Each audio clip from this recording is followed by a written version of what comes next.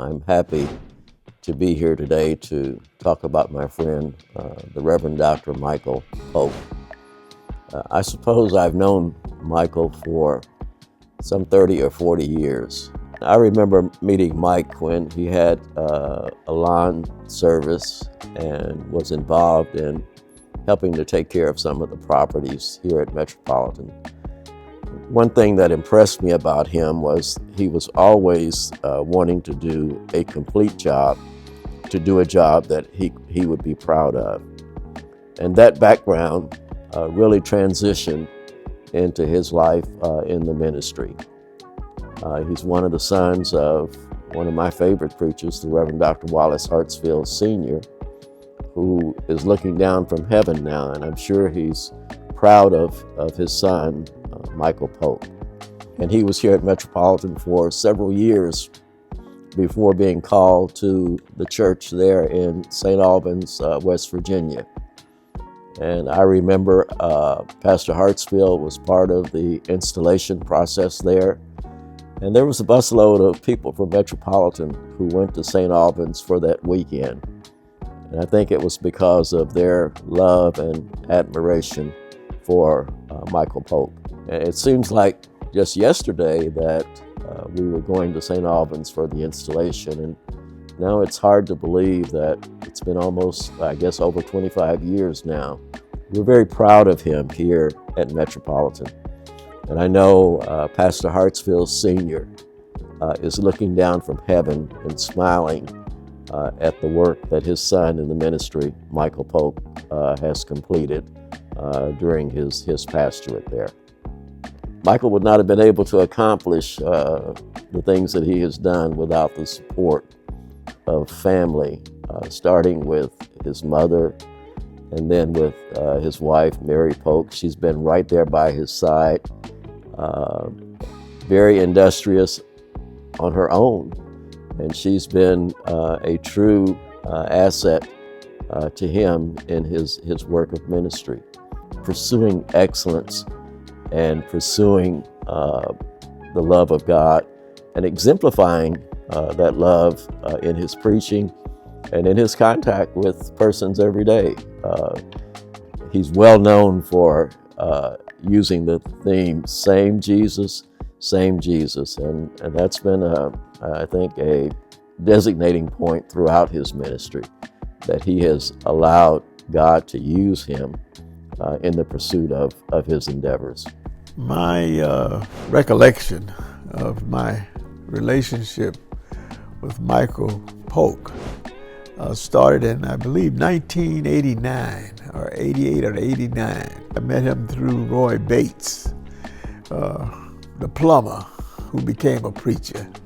He and Roy were very, very, very close, and Roy took a liking to me and he introduced me to Mike.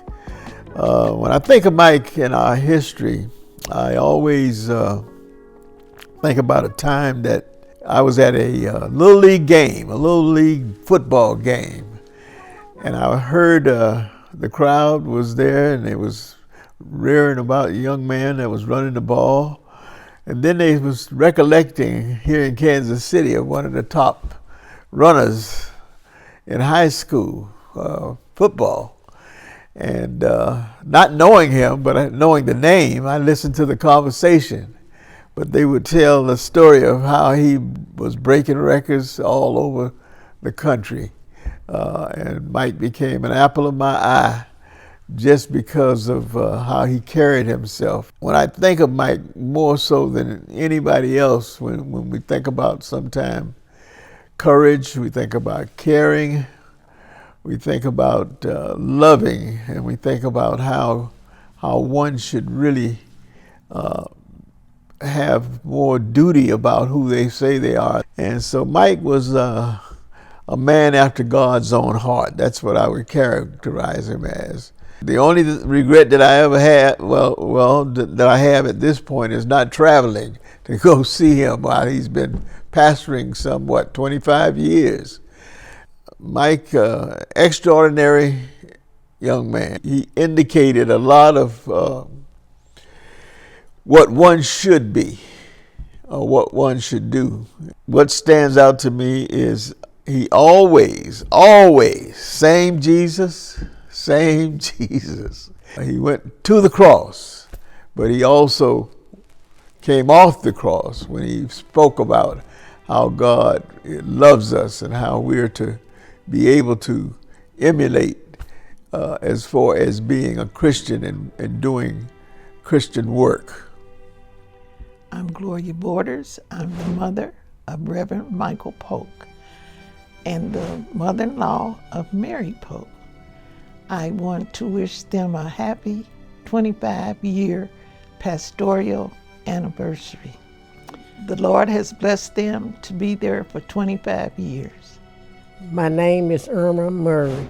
Mary Murray is my daughter. Michael Pope is my son-in-law, and I love them very much, but I just want to wish them 25 years of pastoral service at St. Paul Missionary Baptist Church. Michael Pope is not only a friend of mine, but he has mentored me from the beginning. See, I came out of the streets, and Michael embraced me, brought me from homelessness to where I am today.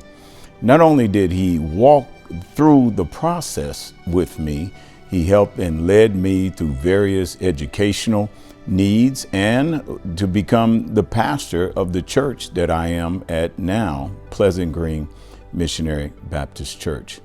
This man of God, this good friend of mine, this mentor of mine means so much to me. And I know you love him too, because he's a lovable person. Not only do you love him for what he does, but you love him for his relationship that he invests with his people. Michael, when I came out of living under the bridge and setting and living in abandoned houses, you came to me, not just to invite me into church, but you came to me with support financially and a word of encouragement. I was cold, I was hungry. You fed me, you clothed me, you gave me shelter. And I know you're still doing that now through the Hezekiah house and much more. But Mike, you keep being Mike. God has a special place for you in heaven. There will be rewards because of what you've done for me and others like me. And so Mike, don't stop doing what you do best, and that is to lift up others. And don't let me forget about the love of your life, the rib that God has given you, Mary Pope. There was times when you brought me into your home, Mike, and Mary fed me. I didn't smell good, I didn't look good, but Mary didn't mind. Mary invested in me also. And so I want to thank you, Mary Pope, for all that you've done. I know you love my wife, Dr. Carla Houston Gray, and I know you love my family, and I want you to know, Mary, we love you too. I know this is his 25th anniversary as the pastor, but brothers and sisters, I believe God is not done with him yet. And so I pray and I hope that God equip him and give him everything that he needs in order to do what God is assigning him to do. Thank you, thank you, thank you. You have been an inspiration for me, my family, and my wife. We love you, Mike. We love you. 25 years of ministry there in West Virginia. What an accomplishment, what a journey. Mary, I've known you for 42 years, and it has been a joy just to watch as the two of you have grown together. And, I just want to congratulate you all on the 25 years there in West Virginia and many, many more years to come. Mike, I've seen you grow in the ministry so much, and I'm such an admirer of that. I've watched and I understand your heart for God. Mm-hmm. I see your walk with God every day, and it's such an inspiration to me. But Mike, as you've grown as a minister, I've also seen your heart for the community. Mm-hmm. God calls us to be in relationship with Him, but He also calls us to be in relationship with one another. And that is where I've seen so much growth in you, Mike. You embrace the community, and you try to make sure that others see God in you, that they may know God for themselves. So love for God and love for community, that's what I always take to heart when I think about Reverend Michael Pope. You know, this ministry journey is certainly Mike is the face of it, but Mary stands there with him as a partner. And I recognize that. I recognize the sacrifice and the encouragement that that's required there. And I applaud you, Mary, for standing with Mike in this ministry. And you're part of the reason that it becomes so effective. You know, Mike, we think back of all the places we've been and all the folks we've known, Deacon and Jessie Mae Riley and Dorothy and David Beatty and Pop Easley and Pastor Senior S.Hartsfield. You know, you have a cloud of witnesses, Mike, who are standing behind you, applauding you and encouraging to continue to fight on. And I hope you feel that. I hope you feel over the 25 years you've been in West Virginia, I hope you hear those who are pulling for the ministry there. Continue to do good work. And I would like to say that when I think of Mary, I think of her just as the support and the friend that she's been to me, and just to watch her as she's gone through this journey with Mike, supporting you along this journey. And then, Mike, when I think of you, I think of that same Jesus. That same Jesus. The same Jesus. Yeah. Just the same Jesus. And so I just want to end on that note and say, you know, keep on doing what you're doing, because it is the same Jesus. I'm so honored to be able to have this opportunity to share a few things about Brother Michael Pope that have stood out to me in my relationship with him. There are 5 C's that kind of I'd like to share as a framework for my remarks about Brother Mike. First of all, Mike as a minister is one that brings great competence, that is the know-how. He's been one that's been very intentional about getting prepared. He doesn't want to get before people in just any kind of way. But Mike is very adamant about study, research, and then taking the time to actually put those things into place. Not only is Mike a competent leader, but in my opinion, he's always been a very committed leader. And when I say committed, Mike has been very committed. I mean, Metropolitan was blessed because of the works of Brother Mike. He shared himself with us, and he just brought great commitment that was not talk, but it was basically how he carried his life. That is, it was not just in the talk, it was actually he walked this. And so commitment was a great way of thinking about Mike. Not only that, he's a compassionate person. When I think about compassionate, I think about with pressing, come meaning with, and passion coming from the Latin term passio, which means to press on. Brother Mike was willing to engage any kind of struggle, even though it might take a lot from him, others, but he very much took serious this whole notion of ministry and the critical eye that one must share to be a good minister. And so this whole matter of compassion, he was impressed. He's been impressed by the ministry, but he's also pressed back, you know, and any good minister is not only one who gets pressed, but one who presses back. And Mike has been a great example of that.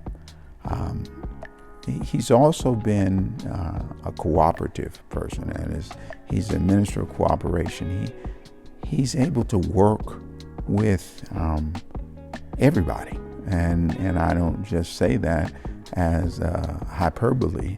He is very interested in us working together towards common and clear goals, and he has modeled that in his ministry.